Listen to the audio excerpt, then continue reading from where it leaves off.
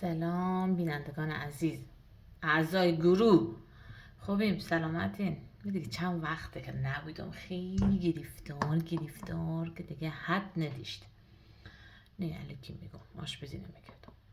امروز آمدم برای شما یک چیز جدید یاد بدم. یعنی من فکر نکنم کسی دیگه تا حال درست کرده باشه. نمیگم که سوپرایسین، خدا خوب بگیم واو این چی درست کرد. همین آسته آسته ببینید. ابتدا یک پیاز اینجوری شده رو ریز میکنید.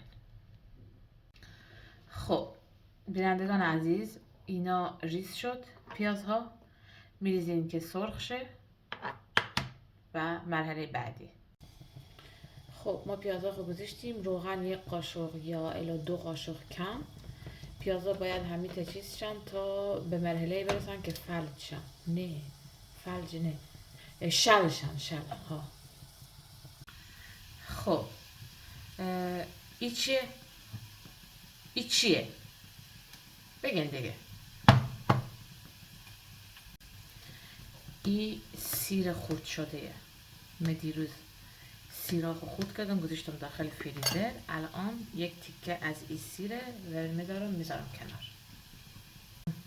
همونطور که در تصویر مشاهده میکنید یک تیکه سیر خورد شده یخزده. این یخزده بود قشنگ ها، چون من الان یک نیم ساعت میشه داخل فریزر در آوردم، راحت تونستم بکنم. اینا میذاریم کنار تو بشقاب کناری.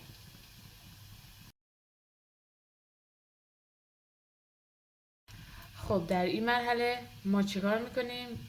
گرجه دایره میکنیم. دایره های نه خیلی لوک نه خیلی کوچی. این موادا برای اندازه 1 نفره ها. خب این شد گرجه ها ما. این چیزه اسم چیه؟ سیره. اینا هم از اینا. من الان فکر میکنم به مرحله رسیده که اینا دیگه قشنگ شل شدن. در این مرحله شما چیکار میکنید؟ در این مرحله شما سیر اضافه میکنید.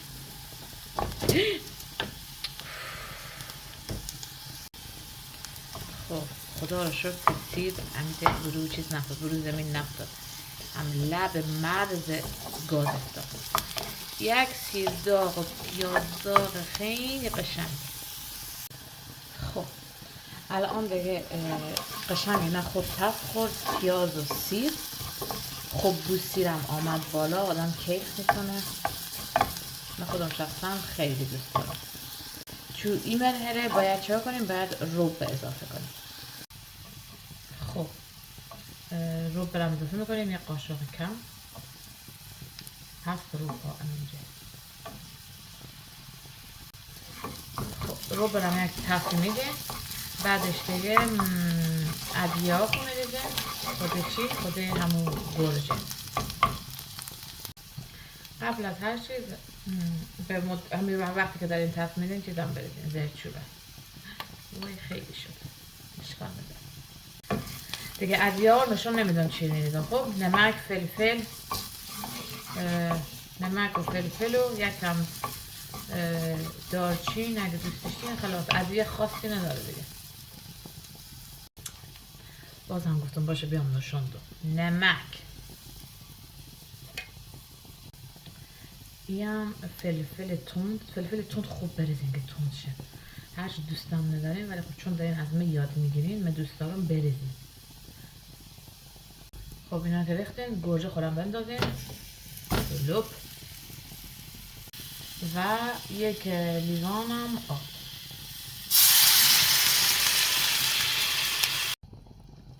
خب به این مرحله که رسید یک کم زیر پیش گاز کم میکنین، میگذارین که یک چند تا قلوبی بزنه، به جوش بیاد دیگه. الان خدا خوب رسید. این داره چه غلطی میکنه؟ چی می درست کنه؟